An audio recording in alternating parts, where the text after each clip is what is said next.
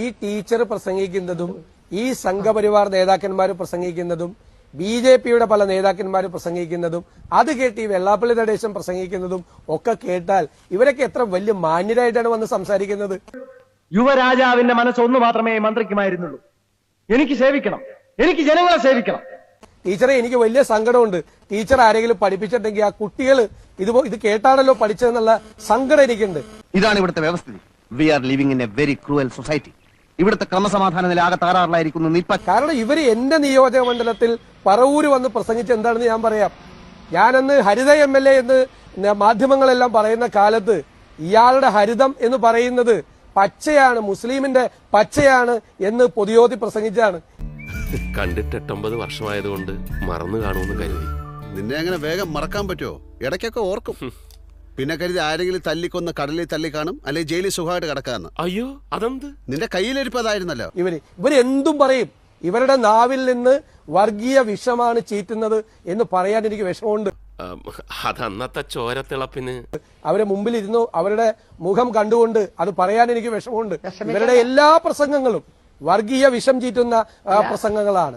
ഇല്ലാത്ത കാര്യങ്ങൾ ഉണ്ടാക്കി പറയുന്നതാണ് ഇവരുടെ പ്രധാനപ്പെട്ട പരിപാടി. അതൊന്നും എനിക്കറിയാൻ മേല. ഇങ്ങനെ എന്തെങ്കിലുമൊക്കെ പറയുമ്പോഴേ എന്റെ മനസ്സിനൊരു സന്തോഷം ഉണ്ടാവുള്ളൂ. ഞാൻ എന്റെ സന്തോഷം നോക്കിയാ പോരെ. ആളുകളുടെ ഇടയിൽ ആ വിഷമമുണ്ടാക്കി, പ്രയാസമുണ്ടാക്കി, അവരുടെ മനസ്സിൽ ആ വിഷം കുത്തിവെച്ച് മറ്റുള്ള മതവിഭാഗങ്ങളോട് ശത്രുത തോന്നിപ്പിക്കുന്ന രീതിയിലുള്ള ഇല്ലാത്ത പൊളിവചനങ്ങൾ പറയുകയാണ്. ഇവരുടെ പ്രസംഗങ്ങൾ നികേഷ് കേട്ടുകാണുമല്ലോ. ഇവരുടെ പ്രസംഗങ്ങൾ കേരളത്തിൽ എല്ലായിടത്തും ഉണ്ട്. ഇപ്പോ രക്ഷാപ്രവർത്തനത്തെ കുറിച്ച് പറഞ്ഞതെന്നാണ് ഇവർ പറയുന്നത്. വഴിയരിയിലൂടെ പോയ ഒരാളുടെ മുണ്ടു പറിച്ചെടുത്ത് നൌഷാദ് രക്ഷിക്കണമെന്ന് പറയും. പണിയെടുത്ത് തിന്നണമെന്നൊക്കെ ആഗ്രഹമുണ്ട് സാറേ, പക്ഷെ പറഞ്ഞു പറ്റിച്ച് തിന്നാലേ വായിന്നിറങ്ങുള്ളൂ. ശീലായിപ്പോയി. ഇതൊന്നുമല്ല, അതിന്റെയൊക്കെ അപ്പുറം ഇവര് പറഞ്ഞിട്ടുണ്ട്, ഇഷ്ടം പോലെ പറഞ്ഞിട്ടുണ്ട്. ശരിക്കും പറഞ്ഞു കഴിഞ്ഞാൽ ഒരു ടീച്ചർ എന്നുള്ള നിലയിൽ നിങ്ങൾ ഒരിക്കലും ഇങ്ങനെ സംസാരിക്കരുത്. കേരളത്തിലെ എത്രയോ ആളുകളുടെ ഒരു അപകടത്തിൽ പരിക്കേറ്റ ജീവത്യാഗം ചെയ്ത ഒരാൾക്ക് ഗവൺമെന്റ് ധനസഹായം കൊടുത്തപ്പോൾ ഇതുവരെ വെള്ളത്തിൽ ചാടി രക്ഷപ്പെടാൻ ശ്രമിച്ചവരുടെ കണക്കെടുക്കുകയാണ്. ഒരുത്തൻ അപകടം പറ്റി ആസ്പത്രി കിടക്കുമ്പോഴല്ല ചെറ്റവർത്താനം പറയല്, മനസ്സിലായോ? ഇനി ഇത് ആവർത്തിക്കരുത്. ആരും കണ്ടിട്ടില്ല. ദയവേദി ഇക്കാര്യം പുറത്ത് ആരോടും പറയരുത്. എനിക്കത് ക്ഷീണ. ആ നൌഷാദ് എന്നുള്ള പേര് ഉപയോഗിച്ചുകൊണ്ട് അത് കേരളത്തിൽ വിൽക്കാൻ ശ്രമിക്കുകയാണ്. അത് കേരളത്തിൽ ഓടില്ല. ഇത് മതേതര കേരളമാണ്. നിങ്ങളുടെ ഈ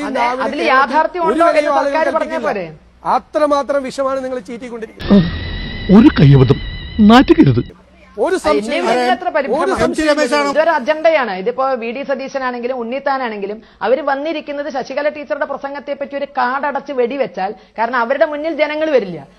എന്റെ മുന്നിൽ വരുന്ന ജനങ്ങളെ അകറ്റാൻ ഈ TV-യിലൂടെ മാത്രമേ സാധിക്കുള്ളൂ. അവർക്ക് ഇതേ ഒരു അത്താണിയുള്ളൂ. ഇവിടെ ഇരുന്നുകൊണ്ട് അവർക്ക് ബഹളം വെക്കാം. മറിച്ച് ഞാൻ പറയുന്ന കാര്യങ്ങൾ തെറ്റാണെങ്കിൽ എന്റെ മുന്നിൽ ജനങ്ങൾ വരില്ല. കേരളത്തിലെ ജനങ്ങൾ അത്ര വിഡ്ഢികളല്ല. നീയാണല്ലോ കോടതി. ഓടാമേരെ അപ്പൊ അവരെ സ്വീകരിക്കാൻ ഇതിന്റെ ഉള്ളിൽ ഇരുന്നു കൊണ്ട് എന്റെ പ്രസംഗത്തെ ഒരു അജണ്ടയാക്കി ചർച്ച ചെയ്താൽ അതിന് രക്ഷപ്പെടാന്ന് വിചാരിക്കേണ്ട. ഇതൊരു ഹിഡൻ അജണ്ടയുടെ ഭാഗമാണ്. ഉണ്ണിത്താനാണെങ്കിലും സതീശനാണെങ്കിലും വിഷയം അറബിക്കടലിലെ ഉപ്പാണെങ്കിലും സുനാമി ആണെങ്കിലും ഉടനെ ശശികല ടീച്ചറുടെ CD എന്ന് പറഞ്ഞ് അതിന്റെ മേക്കോട്ട് വരുന്ന ഇതൊരു അജണ്ടയാണ്. എല്ലാ മീനും തൂർന്ന അങ്കിന്റെ പുറത്താണെന്ന് പറഞ്ഞാലേ നമ്മളെ ആർക്കും എന്തും പറയാലോ. ടീച്ചറോട് ഒരു കാര്യം പറയാനുള്ളതേ, ഞങ്ങളൊക്കെ ജനക്കൂട്ടത്തെ കണ്ടു വളർന്ന ആളുകളാണ്. ഞങ്ങളൊക്കെ ആകാശത്ത് നിന്ന് പൊട്ടി വീണ ആളുകളൊന്നുമല്ല, ഓട് പൊളിച്ച് കയറി വന്ന ആളുകളൊന്നുമല്ല. ഞങ്ങളൊക്കെ ജനപ്രതിനിധികളായിട്ട് ഇരിക്കുന്നത് ജനങ്ങളുടെ പിന്തുണയോടുകൂടിയാണ്. ആളുകളെ കണ്ടാണ് ഞങ്ങൾ വളർന്നത്. ആളുകളോട് ഞങ്ങൾ സംസാരിച്ചാണ് വളർന്നത്. നിങ്ങളുടെ മുമ്പിലുള്ള ആൾക്കൂട്ടം മാത്രമല്ല ആൾക്കൂട്ടം. ഞങ്ങളും ആൾക്കൂട്ടത്തോട് സംസാരിച്ച് ഞങ്ങളും ജനങ്ങളോടൊപ്പം നിന്ന് പ്രവർത്തിക്കുന്ന ആളുകളാണ്. നിങ്ങൾ പോയി പ്രസംഗിക്കുന്ന മാത്രമേ ഉള്ളൂ.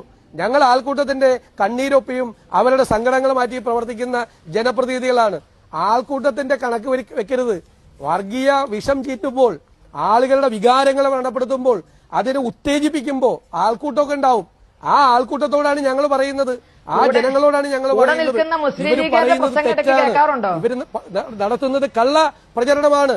ക്ഷേത്രങ്ങളുടെ കാര്യമായി ബന്ധപ്പെട്ട് ഇവർ പറയുന്നതിൽ ഒരു അടിത്തറയുമില്ല, ഒരു അടിസ്ഥാനവും ഇല്ല. കേരളം മുഴുവൻ ശശികല ടീച്ചർ പറഞ്ഞു നടന്നത് പച്ചക്കള്ളമാണ്.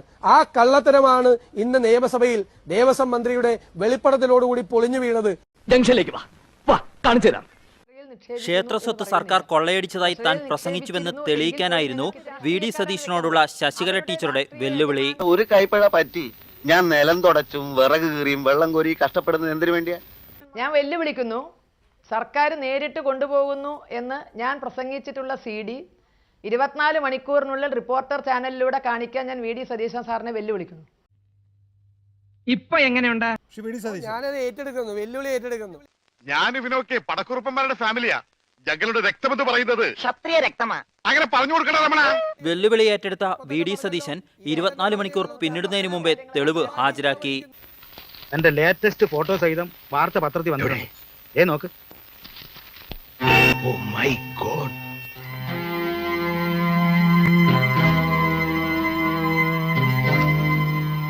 പുറത്തിറങ്ങാൻ പറ്റാത്ത സ്ഥിതിയായല്ലോ ഈശ്വര.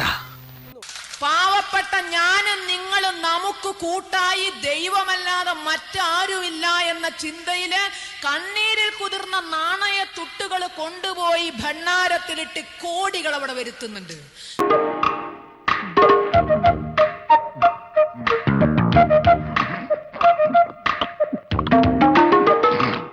ഗുരുവായൂരെ 1 മാസത്തെ നടവരവ് രൂപ മാത്രം 1 ചില്ലാനം കോടിയാണ്.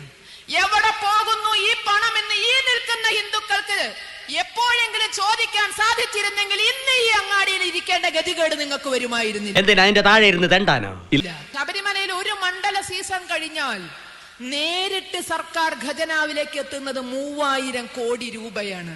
ഹിന്ദുവിന്റെ അമ്പലങ്ങൾ അത്രയും പിഴിഞ്ഞെടുത്ത് ഹിന്ദുവിനെ പട്ടിണിയിലേക്ക് തള്ളിയിട്ട് കന്യാസ്ത്രീകളുടെ ഇരയാക്കി മാറ്റുമ്പോ ഇതുവരെ പ്രതികരിക്കാൻ നമുക്ക് സാധിച്ചിരുന്നു എങ്കിൽ.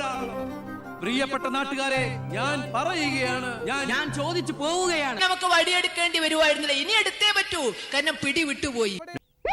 എന്നെ ഒന്ന് പറയാൻ അനുവദിക്കൂ. ഇത് മോർഫിംഗാ. സിനിമ കണ്ടാലേ മുതലാളിക്ക് മനസ്സിലാവും. മുതലാളി, ഇത് കമ്പ്യൂട്ടർ വിദ്യ, ഒരാളെ മറ്റൊരാളാക്കുന്ന ടെക്നോളജി.